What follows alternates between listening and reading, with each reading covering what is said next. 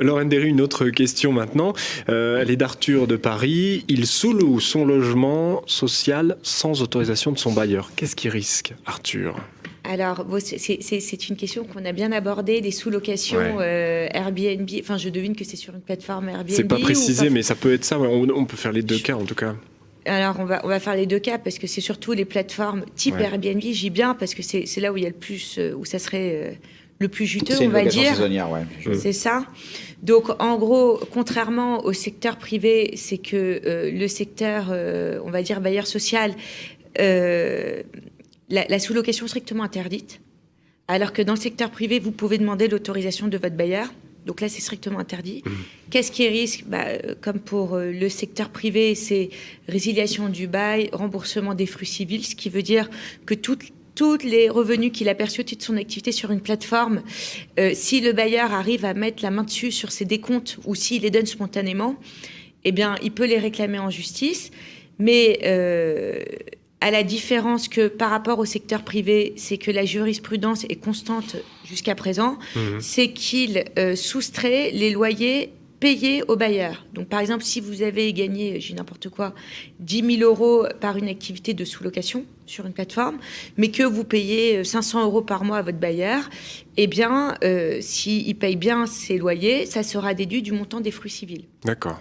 Alors que dans le secteur privé, jusqu'à présent, en tout cas, on s'en moque. Enfin, c'est indifférent.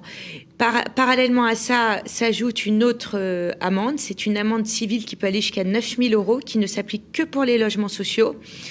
Mais en pratique, les juges ont un pouvoir d'appréciation et s'il sous-loue son logement d'une manière assez épisodique, ils ne retiennent pas cette sanction. Par contre, si le locataire le sous-loue d'une manière assez fréquente, par exemple, il y a un arrêt en 2019, je sais pas la date exacte, où la Cour d'appel de Paris avait retenu 4 000 euros du fait qu'en fait, il habitait jamais dans les lieux et qu'il gagnait à peu près 700 euros par mois alors que le loyer principal était de 200 euros par mois.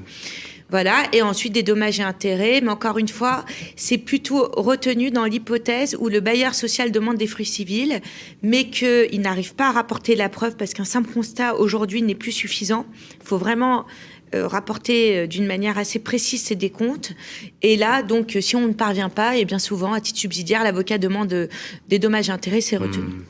Merci beaucoup, Lorraine Derry. Avec plaisir. Merci. Oui, on rappelle, on peut vous solliciter si vous avez un site internet. Oui, bien sûr, derry-avocat.com, enfin derry-avocat.com. Et donc, je suis avocat en droit immobilier et Airbnb. Voilà, Paris. Toujours bien consulté parce que ce genre de galère, mais c'est surréaliste. Ça vous emmène très loin, surtout si vous partez mal dans les conseils. C'est des choses auxquelles on ne pense pas, mesdames et messieurs qui nous écoutez, c'est des choses auxquelles on ne pense pas. Soyez extrêmement vigilants. D'ailleurs, tout à l'heure, on va voir des choses sur la copropriété aussi. Il va falloir être extrêmement vigilant. Merci. Merci à vous. Merci, Lorraine Derry. À bientôt.